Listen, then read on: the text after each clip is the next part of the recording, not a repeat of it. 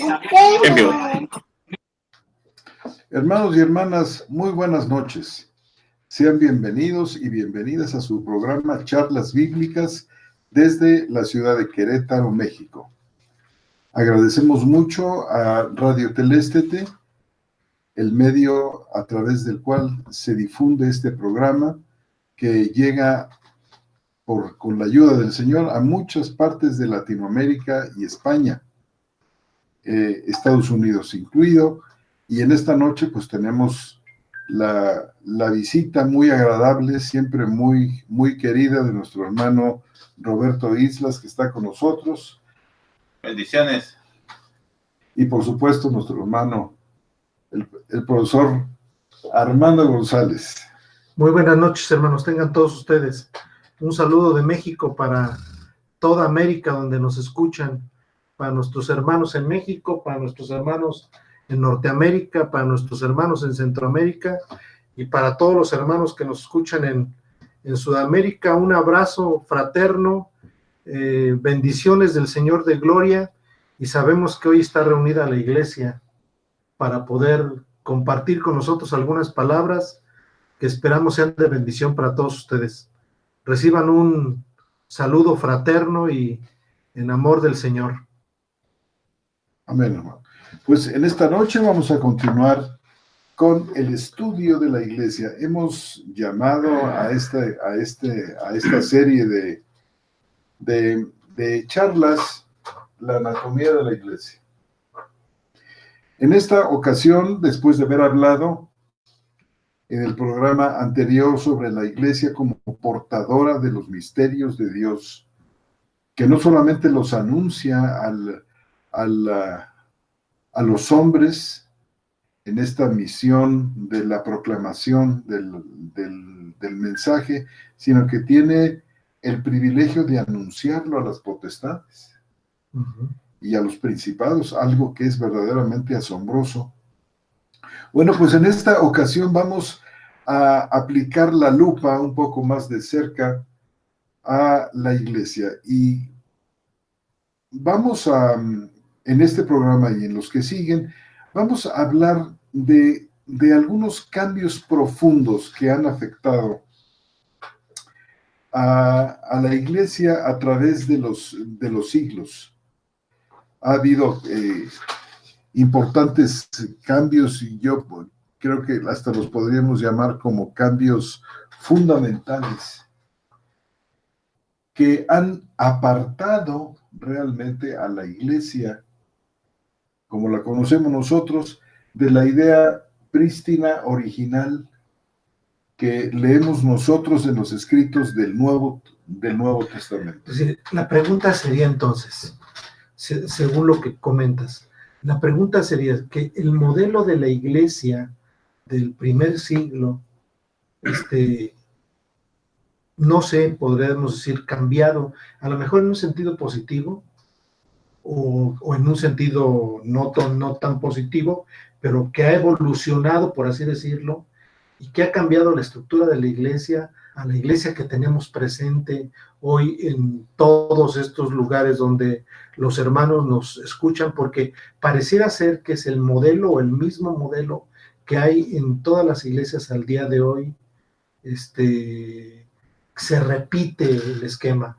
¿Será que Dios quiere ese modelo o será que ha cambiado el modelo? La pregunta va en ese sentido. Por ejemplo, te pongo un caso. Tú has estado en España y en España has visto la estructura de la iglesia. ¿Cambia de la estructura de la iglesia que has visto en Argentina, por ejemplo? No, hay pequeñas modalidades, matices, podemos decir, en la manera como se estructuran y cómo se manejan, pero hay un común denominador bastante amplio entre todas ellas. ¿No difiere de las que has visto en México? No difiere realmente de las ¿Y de las que has visto en Estados Unidos tampoco? Así es. Es decir, es el mismo modelo. Estamos hablando de la iglesia evangélica. De la iglesia evangélica, efectivamente. ¿Verdad? Porque la iglesia católica tiene, tú sabes, nosotros sabemos, una estructura diferente, una concepción de la autoridad y de la distinta, como las iglesias orientales nos que dependen de aquellos patriarcados antiquísimos que vienen desde Juan Crisóstomo hasta nuestros días, son otra manera son otra estructura. Se parece la Iglesia Católica con la Iglesia Ortodoxa griega, por ejemplo. Hay elementos comunes, estructural. Muy vertical. Sí. Pero en México, por lo menos, que es el único referente que yo tengo, porque no he tenido la oportunidad de ir a otro lado a ver la iglesia, yo he visto en la iglesia y a veces me hago planteamientos como el siguiente. Digo, yo veo a la iglesia, por lo menos en las congregaciones en las que he estado, con un patrón siempre constante. O sea, un patrón constante que lo que hace es el culto o el servicio que le llamamos, muy cuadrado. Es decir, empezamos con una oración, luego seguimos con 3 cánticos, y luego pedimos testimonios, y luego oramos, y luego otros 2 cánticos, y luego oramos por las necesidades, y luego los niños a sus salones, y luego la predicación, y luego los avisos y los anuncios, y la despedida. Esto es cada 8 días. Y cuando el ponente, el maestro, que en la mayoría de las ocasiones es el pastor, empieza a hacer su predicación, y yo levanto mi mano para preguntar una duda que tengo, para reforzar algo de lo que está diciendo, a veces hay hasta molestia. O sea, Me ha tiene que pasado. ser monólogo, no diálogo. No tiene que ser un diálogo. ¿Qué es lo que quiero decir yo con eso? A veces me imagino que dice el Señor, ay, mis hijitos otra vez con el mismo modelito. O sea, a veces digo, ¿qué pensará el Señor de que siempre, siempre, siempre, siempre lo mismo? Y te estoy hablando de un modelo que yo conozco desde hace 35 años. Es decir, no hay dinamismo en la iglesia, y se dicen cosas como las siguientes. O sea, lo he escuchado. Y aunque a veces hago la referencia de que el lugar no es la iglesia ni la casa de Dios, cuando llegamos al servicio, el que coordina, el que dirige el culto o el servicio dice, bienvenidos hermanos a la casa de Dios. Y digo, bueno, no sé qué decir, porque digo, esta no es la casa de Dios. O sea, finalmente, si hablamos de la iglesia, yo creo que a lo mejor deberíamos de partir de puntos de vista como donde la iglesia son los fieles, son los salvos, son los escogidos por el Señor, son los llamados por el Señor, son los que el Señor eligió desde antes de todos los tiempos, son los que el Señor preparó para que esa iglesia obrara de manera anticipada. Entonces, yo veo en este esquema del día de hoy, porque además, si lo vemos en todos lados, podríamos pensar que es el modelo que todo mundo siguió, o de dónde lo sacamos, porque no hay dinamismo, empezando porque las mujeres se callen, como ya lo dijimos en otras ocasiones. Y no solamente las mujeres, porque ahora yo digo, bueno, ya entenderían que los hombres también. Y hago esta ironía, porque los hombres también, para muchos de ellos, y disculpen que hable con tanta, pues a lo mejor ironía, porque también muchos no participan, no se quedan callados, no participan de manera dinámica. Es decir, no cuesta trabajo pensar a veces que alguien se levante y tome su Biblia y les digan, hermanos, de la lectura que tuve yo el día de hoy aprendí esto. ¿Qué opinan ustedes? Porque para mí fue bendición. Y que lean una porción de la Escritura. Y que hagan quizás hasta una interpretación de ella. Y que la iglesia juzgue. Y que otro hermano se levante y diga, oigan, yo traigo un salmo que alaba al Señor. No un salmo que diga, un salmo de testimonio, que además los demás ni los oyen, los salmos de testimonio, los cánticos de testimonio, sino uno que realmente le dé el lugar al Señor que le toca. Y que un niño diga, yo me aprendí hoy este texto. Como me acuerdo muy bien que una vez ahí pues, hubo un bautismo, se bautizó la hermana, y con la hermana se bautiza el jovencito de 12 años, y el pastor le dice al niño, oye hijo, ¿crees en el Señor Jesucristo? Sí, sí creo. Y a todas las preguntas que le refería, le decía, sí creo. Y cuando le dice el pastor al niño, así como tratando de decirlo, y te acordarás de algún texto, hijo. ¿Te sabrás de memoria un texto? Y el niño le contesta con mucha seguridad, sí. A ver, dilo, y le pone el micrófono y dice, a los suyos vino y los suyos no le recibieron. Mas a los que le recibieron les dio potestad de ser llamados hijos de Dios. Casi me hace llorar, hermano. Nunca se me va a olvidar. ¿Por qué? Porque refirió un texto que además que tiene un gran contenido, el texto como tal, el niño se lo sabía, y ¿sabes qué? Ese momento edificó a la congregación. O por lo menos a mí. Dije, wow. Pero entonces yo veo una iglesia muy cuadrada, muy sujeta a un orden. Inclusive anteriormente nos entregaban un folletito con el orden del culto. Y así, esto, y la enseñanza es estrictamente unidireccional. Claro, yo creo que lo que pasa aquí es que tú estás pensando ya de una manera muy evangélica, hermano, muy neotestamentaria, en un modelo muy participativo de la iglesia. El niño que habla, el hombre o la mujer que toman las escrituras y decir, hermanos, yo he aprendido esto este día, miren ustedes esto, que quizás sugiera una interpretación. Esto que tú nos acabas de referir es un modelo muy participativo.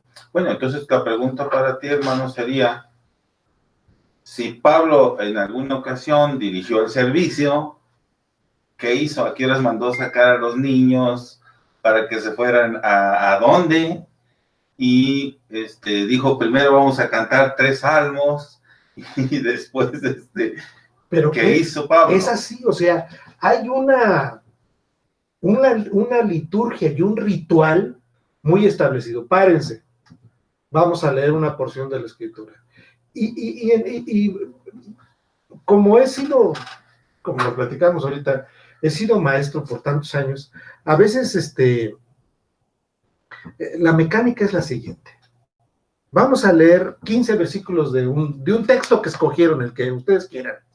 Y le dice, bueno, yo leo el 1, ustedes el 2. Yo leo el 3, ustedes el 4. Yo leo el 5, ustedes el 6. Y así. Pero en la lectura, como todos traen versiones distintas y todos quieren leer en voz alta, se pierde toditito el contenido de lo que se está explicando. Ya, se terminó, punto. El paso siguiente. Lo que sigue. Vamos a cantar el 43 del himnario. Exacto. ¿Verdad? Sí. Así lo dijiste bien. Pero mira tú, fíjate, yo creo que sí estás pensando... O sea, ¿a dónde voy? ¿A dónde voy?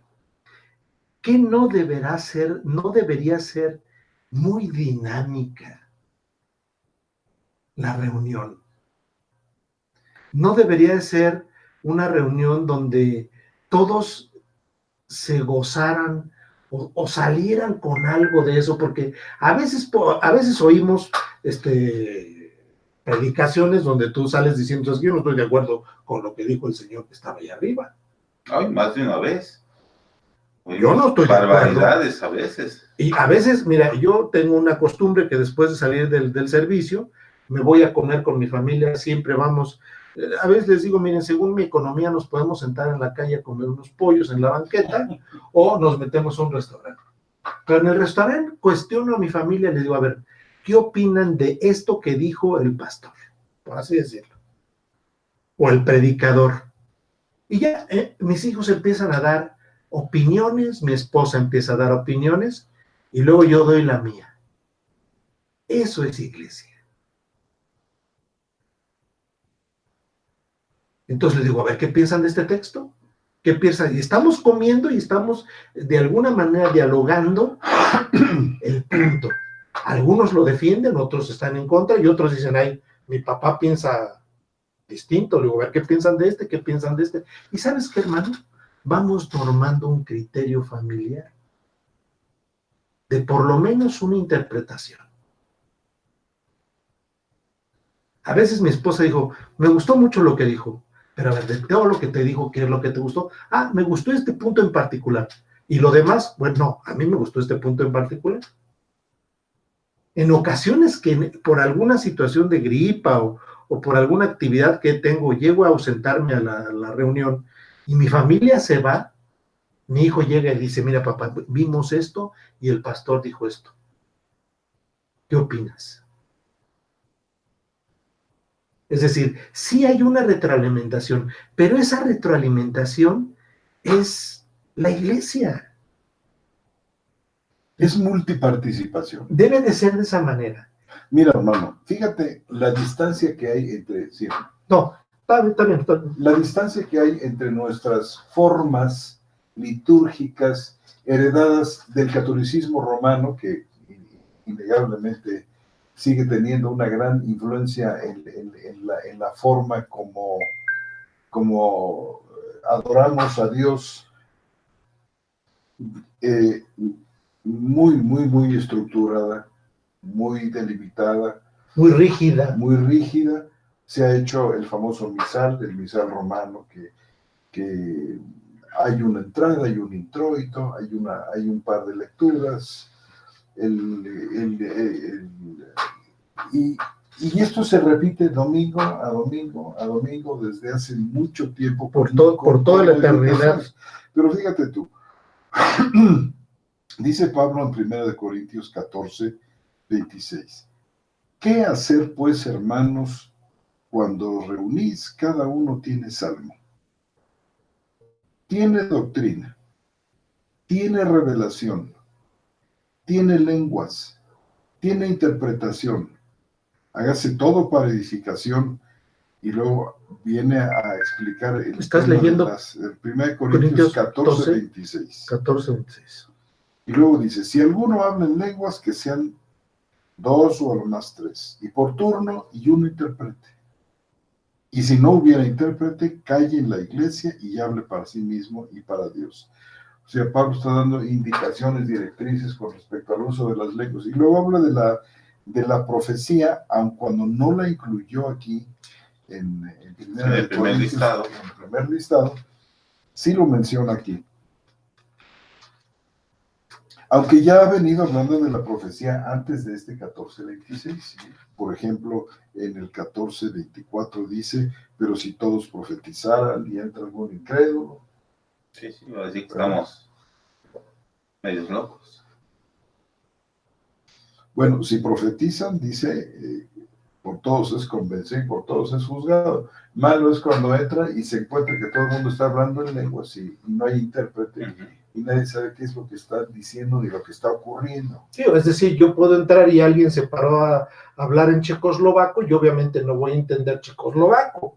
Entonces, lo que Pablo está diciendo es que si alguien se para edificar a la iglesia en checoslovaco, pues que si hay un intérprete de checoslovaco que pueda traducir a la iglesia, que lo haga. Va a edificar. No como en alguna ocasión nos pasaba, y a lo mejor perdónenme si lo hago de esa manera, pero hermanitos, voy a platicar este asunto y nadie entendía el asunto. ¿Y el que lo decía? Entonces, es complicado, ¿no? Y empezamos, ¿qué dijo? O sea, parecía un chiste en Claro. cierta forma. Es decir, yo creo que la edificación quizás es la misma que habla Pablo en Colosenses, ¿no? En Colosenses 3, ¿sí? Si gustan lo leo. Ahora, mira, O termina de leerlo, porque hermano. esto que estábamos leyendo ahora, que pues cuando reunís, no se refiere a una parte del, entre comillas, servicio, que no sé de dónde salió esta palabra, oculto, que no se le llama así en ninguna parte del Nuevo Testamento a la reunión que tienen los creyentes. ¿Se le llama reunión? Es una reunión, simple, Se llama reunión. simple y llanamente. ¿Qué pues cuando os reunís? No es una parte de esa reunión, es la reunión en sí. Todo gira en torno a esto, es decir, a una actividad donde todo mundo le entra, todo mundo tiene con qué. Por eso 1 Corintios 12 habla de que Dios reparte dones espirituales a cada uno. Sí, hermano, pero el formato que tenemos, heredado del catolicismo, en el que están las bancas ordenaditas y hay un púlpito donde está alguien en un nivel más elevado, no permite esto. Claro, o sea, el sistema litúrgico, el sistema eclesiástico como lo tenemos ahora, inhibe o impide el que esta enseñanza evangélica, que sí nos obliga. Y que se supone que es el Señor el que a uno le da lenguas, el que a otro le da profecía, el que... Imagínate, están anulando la actividad de Dios. Es decir, exactamente, pero a la cuestión dinámica yo me refería a eso, que entonces el Señor reparte a los miembros de la reunión esa actividad, es decir, lo que tiene de todos los días. ¿Saben qué, hermanos? A mí el Señor me dio hoy orar por todos ustedes. Vamos a orar. Y me da a orar por todos ustedes por esto. Es decir, que dentro de la reunión haya un dinamismo y no una cuestión muy cuadrada, muy rígida, muy elemental en términos de la liturgia. Y digo elemental porque es elemental que ya sabes lo que sigue cada vez. O sea, no hay complejidad en esto. Sí, es una simplicidad frustrante. Y sabes, creo yo que donde está el Espíritu del Señor, allá hay libertad. ¿Y cómo recuperar este dinamismo? Pues volviendo a la enseñanza de las Escrituras, hermano. Y dejando estos moldes humanos tradicionales que todo lo que hacen es aburrirnos escandalosamente domingo a domingo y dejarnos como espectadores pasivos del show que uno o dos están haciendo en lugar nuestro. E inhibiendo la actividad que Dios te señaló para ese día a ti. Exacto, exacto. Yo me acuerdo Hoy muy es muy bien. grave, además. Sí, yo me acuerdo muy bien que cuando Roberto se reunía, su hermano Roberto, si me permite comentarlo, se reunía en una cierta congregación, entraba en los mismos conflictos que yo entro. Y él le decía al Señor, Señor, a esto es a lo que quieres que vengas. O sea, así lo dijo con esas palabras. Señor, esto es la idea de congregarnos. Por acortar la, ¿cómo te diré? Pues el potencial del Espíritu Santo y del hombre nuevo en nosotros. En cada creyente. En cada creyente. Porque Él reparte a cada uno. Por eso dice aquí, ¿qué pues, hermanos, cuando os reunís? Cada uno tiene. Es decir, hay una cesión por parte del Espíritu Santo. Una actividad del Espíritu Santo que yo pienso que es, además, imprescindible. Porque Dios edifica, nos edificamos mutuamente de la única manera posible que los espirituales se pueden edificar, que es a través del Espíritu Santo mismo, que está dando la palabra, está dando la actividad espiritual, está dando la operación, podemos decir, sobrenatural allí. Entonces, regresando a la pregunta que te hice en un principio, de acuerdo a lo que tú ves en las Escrituras, porque es un tema complicado, el tema de la iglesia es un tema difícil, es un tema controvertido, porque a lo mejor podemos aludir a los que nos están escuchando, ¿sí me explico? Y aludir de manera negativa, decir, bueno, yo pertenezco a esto y estoy feliz así, vamos, Me gusta ir a sentarme cada 8 días. Claro. Mire, y ya, ahora he visto otros modelos, hermano. He visto otros modelos porque ahora hay congregaciones donde el pastor dice,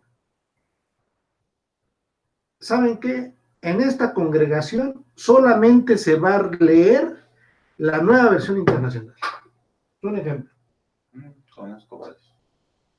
Así es que si algún hermano no trae la Nueva Versión Internacional, no le vamos a dar oportunidad de que lea. Porque algunas congregaciones ponen por costumbre, cuando son muy pequeñas, dices, tú lees el 1, tú lees el 2, tú lees el 3, tú lees el 4, tú lees el 5. Y todos leen de la Nueva Versión Internacional.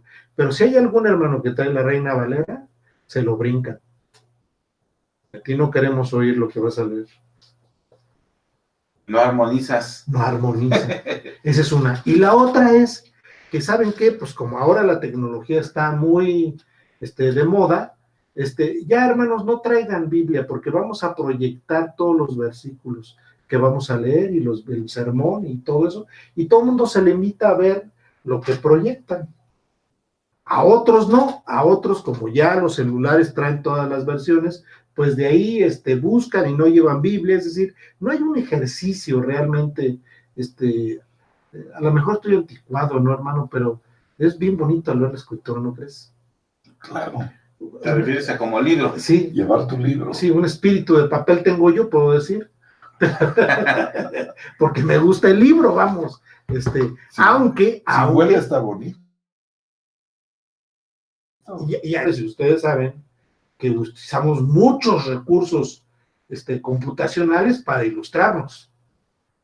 Somos ratones de estas cosas. O sea, si ustedes ahorita nos preguntan un versículo, pues ahorita nosotros buscamos en el versículo, en el software que tenemos aquí, nos aparecen todas las versiones, nos aparecen todos los versículos, nos aparecen cómo está escrito en griego, nos aparecen en cuáles están más, y hacemos una conclusión. Pero de todo es un esto. instrumento de ayuda. Es un instrumento estrictamente de ayuda, pero finalmente pues nuestra Biblia es la que nos permite inclusive ver las referencias que trae y referencias al Antiguo Testamento. Pero vuelvo a la pregunta. La pregunta es, ¿estos modelos que han surgido de algún lado están atrofiando el crecimiento de la iglesia? Mira, me tocó predicar el domingo pasado. Y yo invitaba a la iglesia a que por lo menos leyeran un capítulo a la semana. Y que nos trajeran y que nos compartieran lo que el Señor les dio del capítulo que leyeron. Invitándolos, principalmente con aquellos versículos que dicen que Pablo dobla su rodilla. Por esta razón doblo mi rodilla para que Dios os dé. O sea, Pablo pedía que Dios le diera a la iglesia pleno conocimiento de él. Y yo digo, ¿cómo va a tener la iglesia un pleno conocimiento de él? Y podíamos caer en lo que platicamos la semana pasada, en el sentido de que no solamente tenemos pleno conocimiento de él, sino la iglesia es depositaria de los misterios reservados para la iglesia, que ya hemos visto, no son de todos. Solamente la iglesia puede entender estos misterios. El misterio que Dios le dio a la iglesia, que fue lo que platicamos la semana pasada. Y solamente leímos 2 o 3 versículos. Pudimos haberles leído, no sé, 15 más. Porque en todas las cartas lo dice. Pablo de manera sistemática dice, por esta razón doblo mis rodillas. Y lo podemos leer, hermanos, si gustan. Pero, ¿cómo va la iglesia a obtener pleno conocimiento de la palabra de Dios? Y después de que terminaba el mensaje, el hermano que estaba dirigiendo el culto dice, les voy a platicar una anécdota. Y la anécdota es la siguiente, que una hermana en una ocasión dispuso en su corazón invitar al pastor de su congregación a comer a su casa. Entonces, la hermana, para lucirse, sacó su mejor vajilla y sacó las cucharas de plata y los cuchillos de plata y sacó una vajilla de plata, una vajilla lujosa con utensilios de plata para darle de comer al pastor. Entonces, cuando termina la comida, recoge ella las cucharas de plata y se da cuenta que le falta una cuchara de plata, la que le dio al pastor. Entonces la hermana entra en un conflicto y dice, bueno, pues ¿cómo le digo? Que me falta una cuchara de plata y que era la de él. Y se la pasa 8 meses elucubrando en su cabeza cómo reclamarle al pastor que se había robado una cuchara de plata. Total que se arma de valor y le dice, hermano, fíjese que se acuerda el día que lo invité a comer. No, desde luego, me acuerdo muy bien. ¿Y sabe qué? Pues me apena decirle, pero nos falta la cuchara de plata. Ay, hermana, la dejé en su Biblia. Oh. Entre las páginas de la Biblia. ¿Cuándo? 8 meses sin abrir la Biblia, hermano. Entonces yo invitaba a la congregación a eso, a explicarles que pues somos depositarios, compartimos comunión con los apóstoles por la palabra de Dios. No somos los depositarios que ellos no. Somos depositarios de los grandes misterios que Pablo reveló para la iglesia. Por esto oro, para que Dios os dé. Dice, y en Efesios dice, por esta razón doblo mi rodilla, para que Dios les dé a conocer la anchura, la profundidad, la altura y adquieras toda la sabiduría del Señor. Eso es lo que el Señor quiere en parte de la iglesia. Quiere muchas otras cosas más que vamos a ir viendo. Claro. Ahora, la pregunta que tú hacías como que la reformulaste y está muy buena. ¿Cuál era, hermano? ¿Son los sistemas eclesiásticos que tenemos ahora los que están imposibilitando al creyente para que crezca la madurez? ¿Es esto lo que dijiste? ¿Sí? Por supuesto que sí, hermano. Es cierto, mira, tal parece que en el pasaje que acabamos de ver de Primera de Corintios, dice que pues, hermanos, cuando reunís, cada uno tiene. O sea, hay una participación del creyente que es formativa de su crecimiento. Es esencial para su maduración, porque no es solamente el momento en el que abren la boca para decir algo, que es muy importante, porque es Dios a través de él que habla, sino forma parte de toda una manera de vivir. El cristianismo es una forma de vida, hermano, de continuo darnos, de vernos y cuidar por el bien del otro. O sea, porque a veces pensamos que el cristianismo es la reunión de los domingos, la reunión de los miércoles aquí entre nosotros. Y está bien que exista esto, pero es una pequeña parte de todo lo que es la vida cristiana. Y la actividad del creyente que se da por su hermano es esencial para su crecimiento, pero el sistema en el que están metidos ahora, la mayoría de los creyentes, les imposibilita porque todo está centrado en una o dos personas que han venido a absorber el ministerio, el servicio, que aquí es lo que quiere decir la diaconía. Y resulta que según el Nuevo Testamento, la participación activa es vital. Mira, por ejemplo, aquí mismo en Efesios dice, de él viene que el cuerpo entero, bien ajustado y unido por todos los ligamentos, según la función propia de cada uno de sus miembros, crezca y se edifique en el amor. Es según la función propia de cada uno. Es que la idea de la iglesia como cuerpo que tiene muchas partes que están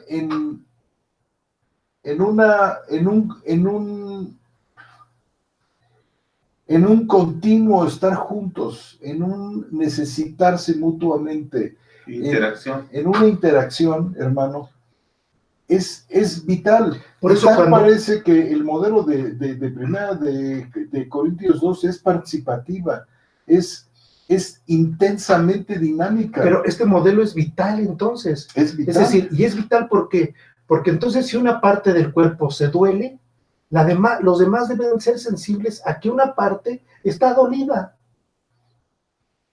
Y si está dolida, entonces habrá que orar por él, habrá que consolarlo, habrá que darle palabras de ánimo, habrá que apapacharlo, habrá que... Incluso aparte de proveer, es decir, si necesita lana, pues a ver. Mira, hermano, 58 veces en el Nuevo Testamento se dice unos a otros. Digo, ¿cuántas otras tantas veces necesitamos que nos diga Dios que el centro del ministerio cristiano es esto, del servicio cristiano, del crecimiento, de la maduración, de la perfección del creyente, de la conformación a la imagen de Cristo? Dice, enseñándoos unos a otros, orando unos a otros, amándoos unos a otros, llevando los unos las cargas de los otros, confesándoos vuestros pecados unos a otros, 58 veces. Y no hay más que un solo versículo en el Nuevo Testamento, lo estábamos viendo hace rato, que se refiere a la persona del pastor. Olvídate tú de todas las actividades que se arroga a sí mismo esta persona, a tal grado que en primer lugar lo rompe a él, lo quema a él, lo consume a él, porque no puede él llevar la carga que toca a cada uno de nosotros. Cantidades de pastores que no pueden con el asunto, terminan. Sí, porque todas las actividades se las delegan a él. No, y los demás muy cómodos, o sea, muy cómodos. Llegan a oír qué dice, se sienta, te agarran y dice, Dios te bendiga, y hay unos vidrios en una semana. Y yo creo que eso no es, porque yo quisiera, si ustedes me lo permiten, compartir aquí con nuestros hermanos lo que ha implicado nuestra amistad. Sí, sería bueno. Sí, y yo lo he visto porque nuestra amistad de hermanos es de 30 años, ¿sí?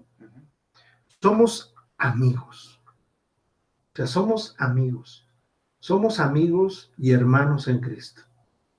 Y nos vemos al menos 2 o 3 veces por semana. Nos vemos una vez para discusiones largas, hablamos de nuestras familias, hablamos de nuestros trabajos, nos reímos pues hasta de nosotros mismos, pero invariablemente terminamos hablando de Biblia e invariablemente terminamos edificándonos unos a otros. Y esa ha sido nuestra amistad con el hermano José Antonio, Roberto, y un hermano que no nos puede acompañar, pero se llama Noé, y en su momento Eduardo Prado. Creemos entonces no creemos, nos dimos cuenta con el tiempo de que esta amistad y esta forma de reunirnos entre nosotros hizo iglesia. Hizo iglesia porque entre nosotros nos hemos cuidado, nos hemos alimentado, oramos por nosotros, aconsejado, ¿sí? Ayudado. Sí, hemos aprendido entre nosotros doctrina, y yo los invitaría, hermanos, a que hicieran el mismo ejercicio, que buscaran la manera de poder reunirse en un café, en un restaurante, en una casa. Mira, yo a veces quisiera pensar, porque veo muchas veces que las reuniones entre los cristianos serán entre las casas. No sé si esto tenga un contexto histórico y un contexto social y cultural del por qué se reunían en las casas. Es decir, la iglesia posapostólica inmediatamente del primer siglo sufrió persecución. Sufrió persecución, no solamente de los romanos, sino Pablo y muchos de ellos de los mismos judíos. Entonces el reunirse en casas era muy cómodo. Hay un pasaje donde, bueno, varios en Hechos, donde la casa, la iglesia, esconde a Pablo. ¿Sí me explico? Entonces, no sé si ese modelo se obedezca a este contexto cultural, social, histórico que pasó. Los cristianos empezaron a adquirir tantita seguridad y confianza y ya no esta tensión cuando Constantino declara la iglesia cristiana como, como parte del Estado, y a lo mejor ahí se calmó el asunto. Y empezaron a ver todos estos modelos que conocemos, y creo yo que desde ahí viene este acartonamiento que hay de la iglesia, y ha permanecido por, ¿qué te gusta? El resto del tiempo. Claro. 18 siglos. Ahora mira, el tema de las casas no solamente comienza con Pablo y la persecución y la situación muy específica que se da con el nacimiento del cristianismo. Ya Cristo nuestro Señor parece favorecer la casa. Los puntos de reunión no son las sinagogas o el templo, sino son las casas. La casa de Pedro, la casa de su amigo Lázaro y sus 2 hermanas, la casa de... O sea, nuestro Señor comienza a mostrar la casa. Marcos, Mateo, es en la fiesta. Y resulta que la casa es un magnífico lugar para propiciar las reuniones cristianas, que son las reuniones no de una institución ni reuniones nacionales, sino reuniones familiares. La iglesia es una familia. Y el lugar más íntimo, el lugar más donde nos podemos sentir a nuestras anchas es en la sala de una casa, donde nuestro hermano abre las puertas y resulta que comemos juntos, que tomamos vino juntos, que nos alegramos juntos, que compartimos el pan juntos. Y que abrimos la palabra del Señor juntos para edificarnos. No te extrañe que la iglesia se siguió reuniendo, no solamente en un ambiente judío, sino en un ambiente gentil que de alguna manera no era exactamente igual al judío, pero los hermanos gentiles, los de Colosas, los de Roma, podemos ver muchas referencias donde la iglesia se reúne en las casas porque es un lugar de gran intimidad y comodidad, donde se sienten seguros y se sienten bienvenidos. No hay cosa más intimidante que un templo. Una mentada casa de oración, entre comillas. La casa de Dios. La casa de Dios, como le llaman. No saben lo que están diciendo. El hecho de que sigan construyendo templos, hermanos, cuando el Señor tuvo la maravilla, la invención maravillosa de la iglesia como un templo viviente, como un templo móvil. Dinámico. La iglesia somos un templo dinámico, móvil, que aparecemos y desaparecemos. Que además está todo coyunturado, todo unido. En los tiempos de la persecución, qué fácil era. ¿Dónde están los cristianos? En el templo de la esquina de la tal calle con tal calle. Pues claro, ahí está el monumento aquel, el mausoleo. Pero resulta que ahora la iglesia es un cuerpo vivo, orgánico, que aparece de repente y al irse desaparece. No, se mueve. Imagínate tú, esta idea brillante, cuando en la antigüedad existió una idea así, cuando todos los griegos, los egipcios, los babilónicos, los medopersas, todo el mundo, los chinos, construir templos. Pero nosotros somos el templo del Dios vivo, por eso no puede ser igual que el resto. O sea, la iglesia ha sido honrada maravillosamente por Dios para constituir en el santuario. Vosotros sois el santuario del Dios viviente. ¿Qué andamos haciendo nosotros? Haciendo templos o casas, consiguiendo terrenos, endeudándonos. En los Estados Unidos, por ejemplo, hermano Christian Smith hizo un cálculo en un libro que se llama nueve cosas fundamentales para transformar a la iglesia. Tiene una cifra que ocupa toda la página de ceros.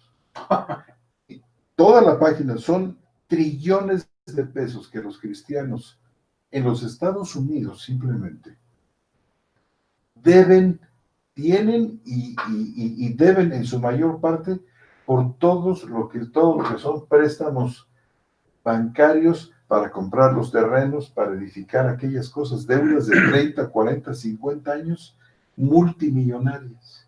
¿Cuándo el Señor nos mandó que hiciéramos estas cosas? Y dice Christian Smith, ¿qué pasa si esta cantidad multimillonaria la empleáramos en las viudas, los pobres, los huérfanos, los que tienen necesidad? No he oído yo eso. O sea, no lo había dimensionado.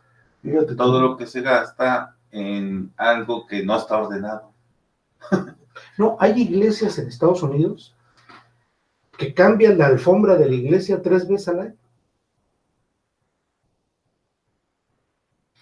La iglesia donde está un gran predicador, no quiero decir nombres, allá en Atlanta, era una fábrica inmensa, creo que era Procter & Gamble o Johnson, una cosa inmensa, y lo que tú acabas de decir, le cambian la alfombra 2 o 3 veces al año.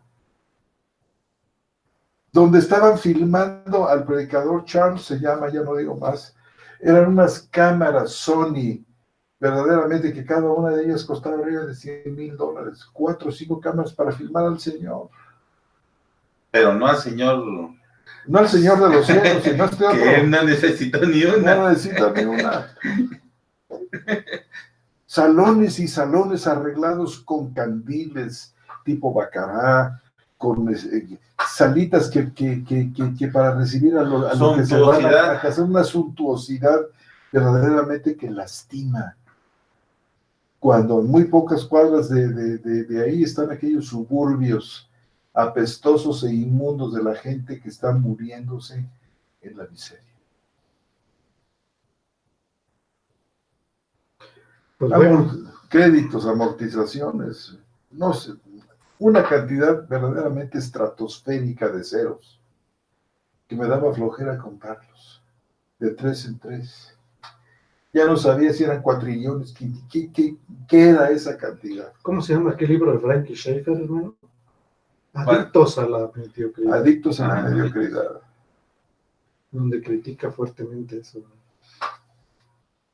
Así es que, hermanos y hermanas, tenemos muchas cosas que corregir, muchas cosas que enderezar para que podamos realmente ser la expresión viva de la iglesia en el mundo, la sal y la luz. Porque como somos, no somos ni luz ni sal. Al contrario, estamos haciendo como una multitud de artículos están saliendo en varias revistas cibernéticas evangélicas de los Estados Unidos. Dice por qué se están yendo los jóvenes de las iglesias. Les fastidia el modelo. No los llenan. Se están vaciando literalmente las iglesias. Llenos de programas y llenos de como si la iglesia fuera un lugar para entretenimiento. Yo vi hace días un programa donde en la costa es un programa de arquitectura muy interesante, donde presentan cómo remodelaron un templo para hacerlo casa, porque dejaron de ir los fieles, se acabaron la congregación. La reunión. Se acabó. Y hay congregaciones que históricamente tienen 300, 400 años, que tienen 10, 15 fieles. Entonces, ese modelo, pues yo creo que desgastado, porque mi pregunta era en ese sentido, o sea, tú que has tenido la oportunidad de visitar, que viviste en Estados Unidos, hermano, este tipo de modelos, no dinámicos, sino unidireccionales. Yo creo que ha afectado la vida de la iglesia y de la iglesia y de la congregación de los hermanos. Pero bueno, hermanos, ya pusimos aquí un punto más que tratar. Yo creo que lo tendremos que ir desarrollando poco a poco con más sustento escritural. Son las 8:35, hermanos. Bueno, y quizás pensar un poco en la iglesia, digamos, mínima, que es aquella que si piensan que no tiene pastor hay un error, porque dice literalmente donde 2 o 3 estén reunidos en mi nombre, ahí también hay pastor, ahí estoy yo, dice él. Entonces es una iglesia, digamos, mínima. El pastor que vela por nuestras almas. Una mínima iglesia que está completa, tiene todo, y dialogan todo así como lo estamos haciendo nosotros ahorita y como lo están seguramente haciendo otros en otros lugares que nos están escuchando, donde hay iglesia. No necesitamos esto que tú decías como una cuestión meramente institucional y de estructura tan rígida. Claro. Es mucho más flexible, que es mucho más dinámica. ¿Qué piensan nuestros amados oyentes de todo esto que hemos compartido aquí? Pues dejamos que participen, hermano. Vamos a ver qué nos contesta. Que participe la iglesia, ¿no? Sí, que participe la iglesia. Participe la iglesia. Vamos a ver qué tenemos por aquí.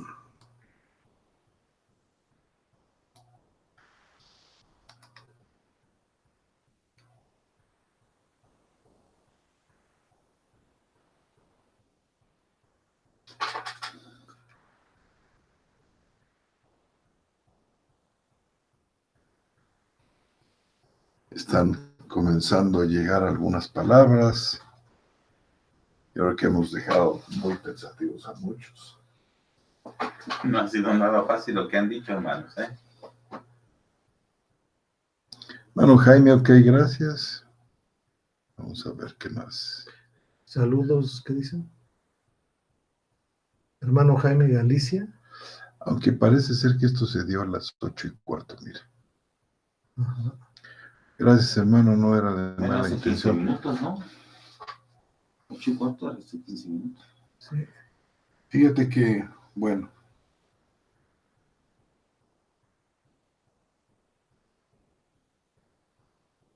Bueno, pues de momento parece ser que no tenemos participación.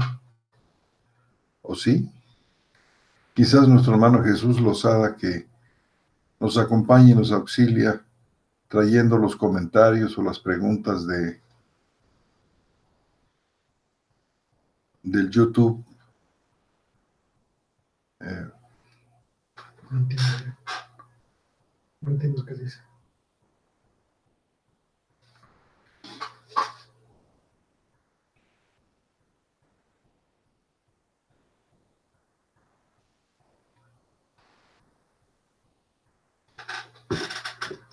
Bueno,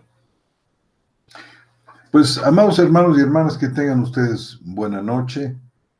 Continuaremos la semana que viene, si el Señor así nos lo permite, profundizando en este tema de la iglesia. Agradecemos mucho la presencia de nuestro hermano Roberto Islas, el doctor Roberto Islas, y agradecemos mucho a Radio Telestete y a su equipo por la posibilidad de salir al aire y estar con ustedes. Aquí nos vemos en su siguiente programa, Charlas Bíblicas. Muchas gracias y buenas noches.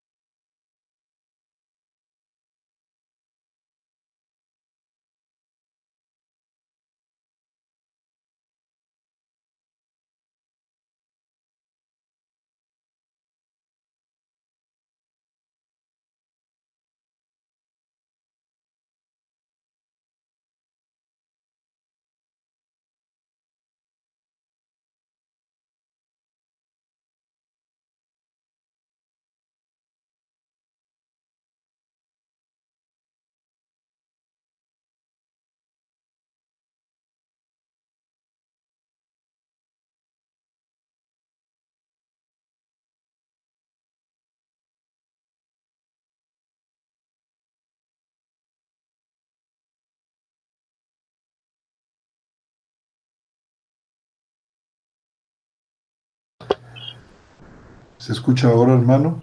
Sí, ahí se escucha. Estamos todavía en vivo, hermano, en directo. Sí. Ya finalizó.